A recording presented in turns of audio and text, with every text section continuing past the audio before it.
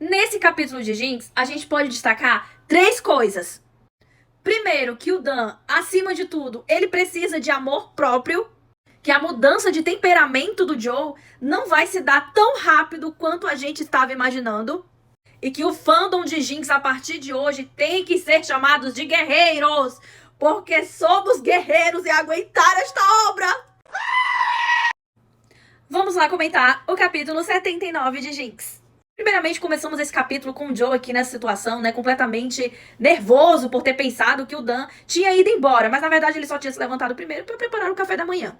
Esse momento aqui, confesso que gostei bastante, porque o Joe pede para que o Dan sente-se à mesa, né, com ele, para poder desfrutar ali da refeição. E sim, um momento de paz e tranquilidade neste capítulo, porque os próximos, aperta o cinto aí.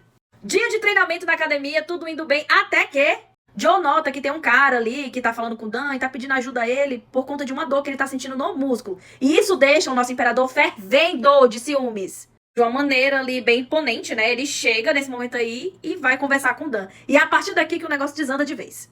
De uma maneira um pouco grossa, ríspida, né? O Joe, ele fala pro Dan que ele não quer que ele trate de nenhuma outra pessoa ali naquela academia que não seja ele. Que a prioridade do Dan tem que ser ele. E que, inclusive, ele ainda afirmou, né? Ele ainda reforçou. Já que fui eu quem te contratei.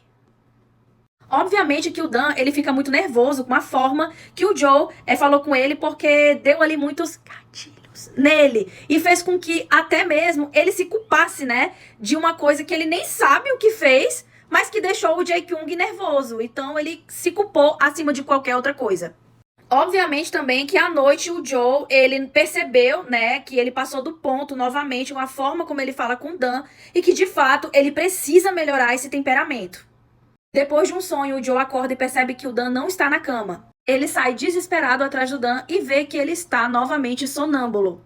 E por muito pouco, o pior não acontece.